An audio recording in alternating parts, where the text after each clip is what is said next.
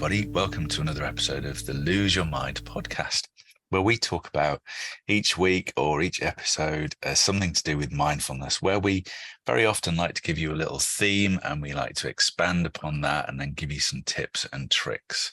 Well, we actually thought we'd like to do a mindful experiment this week and not really have a theme at all, but very bravely just see where this goes. So what we thought we'd start off by saying is, what do we really mean by lose your mind? That is the title of the podcast, but we've probably never really explained it, or if we have, we might have forgotten about it. So we thought it'd be good to explain what we meant, because that was the original concept of this podcast. So I'm here as usual with my counterpart, Kelly. Kelly, what do you think? Well, I'm glad we're revisiting this because for many of us, when you hear that lose your mind, that could mean a multitude of things, right? Like losing your mind might feel unstable to some or a place where you don't want to be. But for me, when we were brainstorming and throwing around ideas and this came up, this was perfect because I quite often think we are so stuck in our heads that we lose sight of who we are and what we want. And when you lose your mind a little bit and you connect deeper within yourself, then you're freer. And that's what we want. We want people to feel free, to be who they are. That's what the kind of things we're talking about in mindfulness loosely, but it doesn't have to be that fixed outcome. So by losing your mind, essentially for me, you're giving yourself freedom to connect with your whole self. What about you? Yeah, now before I give you my version, I'm just going to pick up on something you said, because you said we want you to lose your mind, and then you went a little bit, because as if to lose your mind is a really bad thing, because it kind of has that kind of taintedness, hasn't it? You know, lose your mind means you've gone crazy, or you're out of your mind on drugs or alcohol or something like that, right? So, but you went a little bit. Now, why did you do that? Wow. Oh gosh. And we're freewheeling. We Okay, are so for freewheeling. me, I think, okay, so you're right there with the lose your mind. People do think of it as getting out your head, etc., going crazy. But actually, isn't that what we want, but free from those other things? So we want to feel free. So everybody goes to drugs, alcohol, smoking, addictions because they want to escape their reality, don't they? They want to lose their minds. We are saying to people, you can lose your minds without all those things by being present. So yeah, we do want people to lose their minds. Sometimes a little bit, sometimes a lot. It's okay to connect with your own thoughts and what you're thinking and where you are. But sometimes you've got to get out of your head into your body to feel that escape that we all want. And actually, escape is essentially just being present and being with who you are without all the judgment and the layers and the expectations and the keeping up, right? So I think losing your mind sometimes a lot is great. Sometimes a little is okay. Is that helping you understand my meaning? Yeah, I think so. But I think you said that because the phrase lose your mind has so many connotations attached to it that if you didn't give it that little caveat a little bit, it sounds a bit too risky. And I think that's society conditioning. Okay. So, yeah, no, you've explained it perfectly well. What I would say is that, and this comes from teaching mindfulness, in that there's a real paradox here, in that we want people to be free to discover, what their minds are truly like, and not the painted on narratives that people have, the stories in their heads. And that's what we're trying to do, or what I thought we were trying to do with Lose Your Mind. But people, what they end up doing is trying too hard. So we talk about being free, and we talk about letting yourself go and all those things that you mentioned. But when people come to a mindfulness class, they're grasping on so hard. And I see it all the time. It's like I see people's brows, furrowed in concentration, and they'll say at the end of a meditation, "Oh, well, that didn't quite work for me," and or that was really good, it's like you're still hanging on to the outcome. Right? Right. Yeah, no, I agree. And I think even with us with this, so quite often we have great chats, don't we, beforehand? We're not thinking about what we maybe should or shouldn't talk about. Yeah. And which are really insightful to do with, how we've found our own freedom through getting out of anxious patterns or burnout or whatever it is. And then the moment you try and conform to a subject, it limits you. So by today, we're just kind of doing this freewheeling so that we can essentially get to where we need to be, but without that expectation. We're still producing something that is meaningful to us with, the kind of subject matter of being present and, making room to be with how you're feeling. But it doesn't have to be done in a certain way. And I think people, like you say, rock up to try and get results when they sign up for a mindfulness course or come to a meditation thing.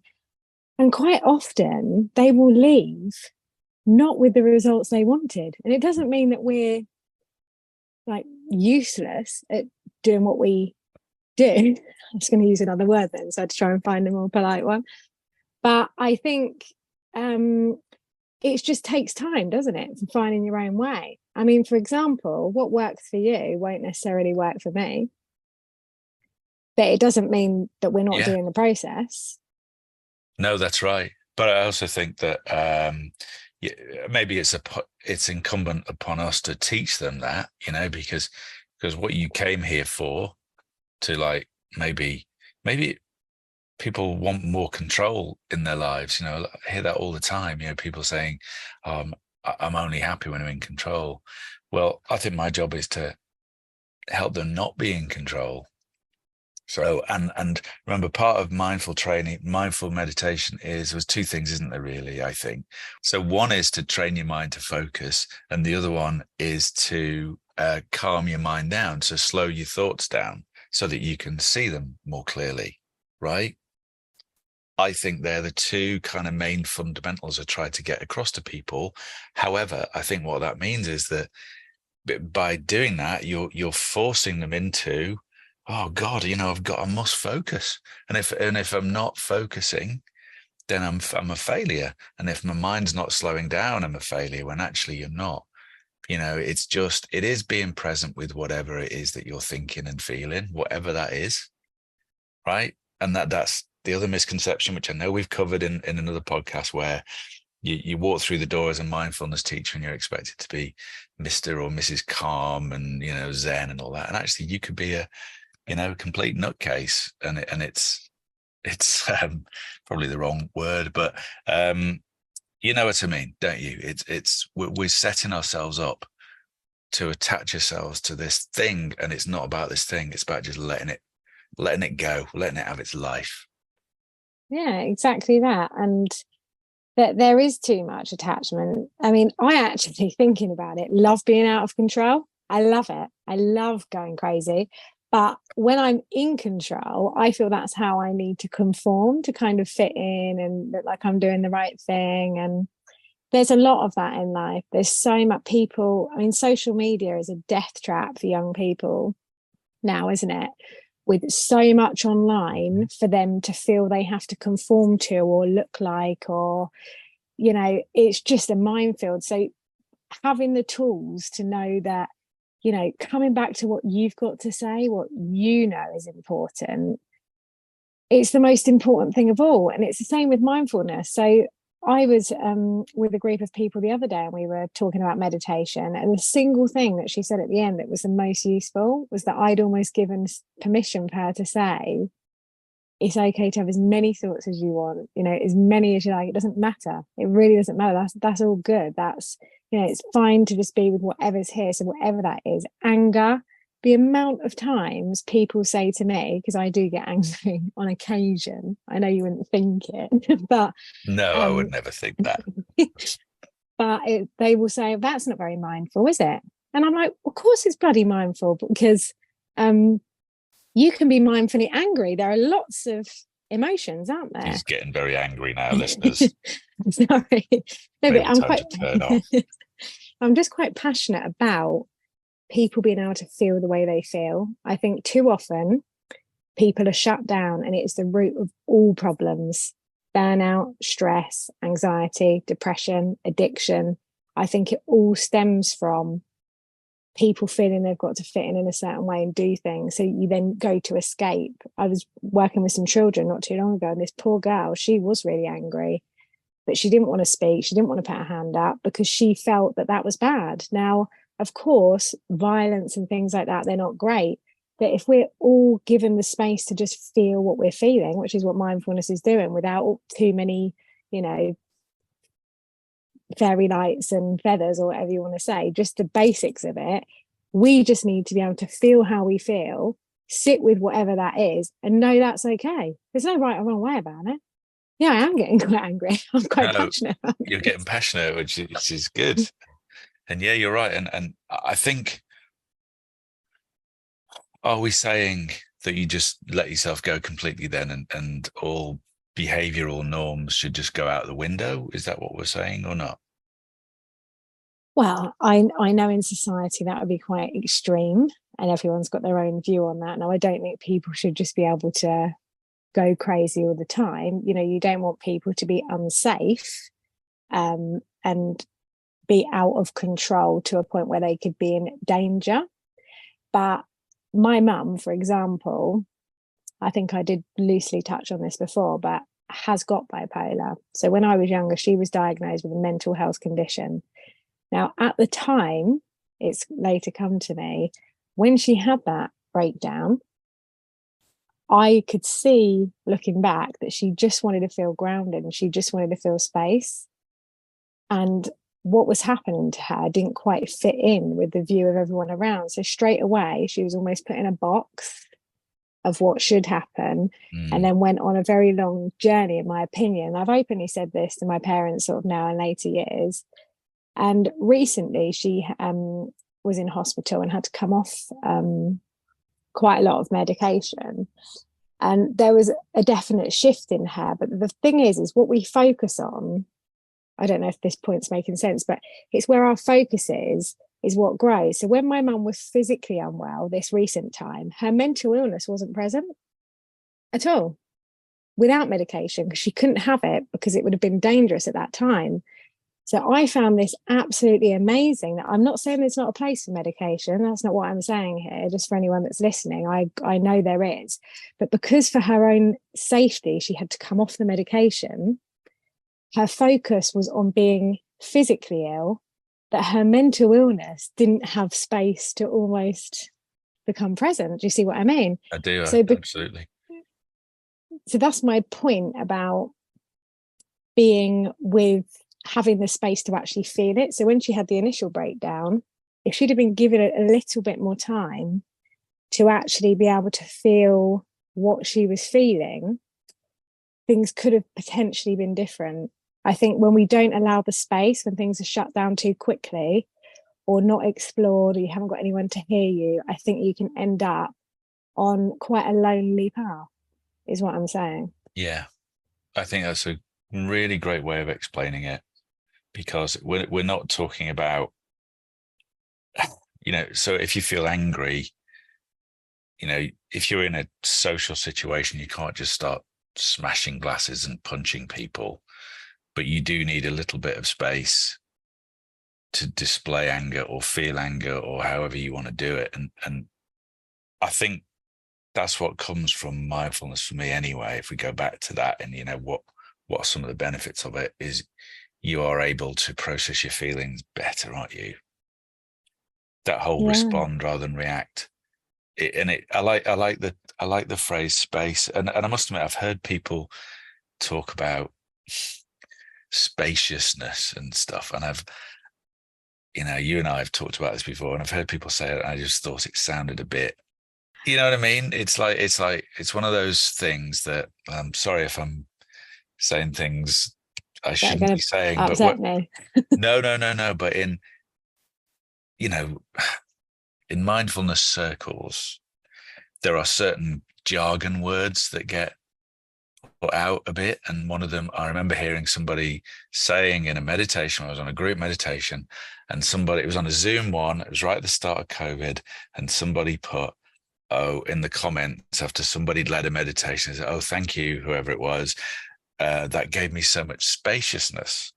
And I was just like putting two fingers down my throat thinking, yeah, that's just like, what does that mean? It's just such a classically airy fairy phrase, but I sort of get it now. I'm glad you get it, because it is about giving yourself just a little bit of space, because we're so tightly confined. And in all the roles that we have in life, whether you are a parent or a spouse or a friend or a colleague, you tend to get boxed into certain corners, don't you? You're at the intersection of all of those, and that's the space within which you live. And we need to give ourselves more space. So it's like what we're saying is lose your mind and go out into space. But that holding space, like I always say, holding space. You do, that yes. airy fairy word that you might have stuck your fingers down your throat. I don't think that's airy fairy. Well, but the point is, people value time more than anything, right? Time with that's the most important thing. I know it's only a concept, but it's, those moments, and that's where mindfulness is bringing us. So when we lose our minds and we have this space and people are holding these spaces for us, we get to appreciate and enjoy our time, even if that means being angry for a little while, or means, crying for a bit. Great, feel that, and then you can feel the freedom afterwards. If you suppress it down, you live with a lifetime of unfelt emotion, which causes like dis-ease in the body. That's what disease is, isn't it? Like your body's not at ease, you feel unwell, and then all these other physical symptoms present themselves, or mental health issues. The list goes on. So I literally don't watch the news, but something flashed up the other day about 16-year-olds or something having a, I don't know, 18-month wait. That might not be accurate. All I know is young people have a very long wait to seek mental health support. It's nuts, because I can't even go into some schools for free. It's quite difficult to get into a school. I'm really passionate about helping teenagers, so anyone listening, I'm here. There you go. But I just think they shouldn't have to wait, because they need these spaces. They need the ears to properly listen. They might not feel safe going home. And this is why I come back to, again, writing. We both love writing. If you can't talk to anyone, or you've got emotions you want to express and feel, write them out, because it's something you can do immediately to help you feel better and create that own space for other things to come in. Like when you free something out, new stuff comes in. It's like the same with ideas. It's just, lose your mind a little bit or a lot. I mean, Touche. Yeah. Good. All right. Anything else to say? I've always got something to say, but we better leave it there. We better wrap it up there, haven't we? Otherwise you'll be going on all day. So I think, to sum up, we wanted to talk today a bit more freely, and not try and box ourselves in with just having a theme and then trying to fit everything we say around that theme, because that in itself becomes counterproductive. So hopefully you've enjoyed this. This is just and the message that we would like you to take away, I'd like you to take away, is just give yourself a bit of a break, give yourself some space, use mindfulness, but you don't have to be a dedicated meditator or have a mind that's always zen or trained or focused. Just let yourself feel it.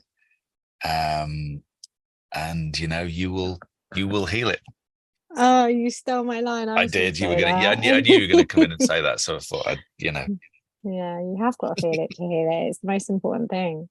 And like you said earlier about control, people, if they could just let go of a bit of control, just a tiny bit, that's healthy, right? So, and I've enjoyed freewheeling, so I think we should do this again. We definitely should. And I've had a bit more fun, even though I always have fun, but I've had more fun this time. So maybe we can do this again. Maybe we can. All right.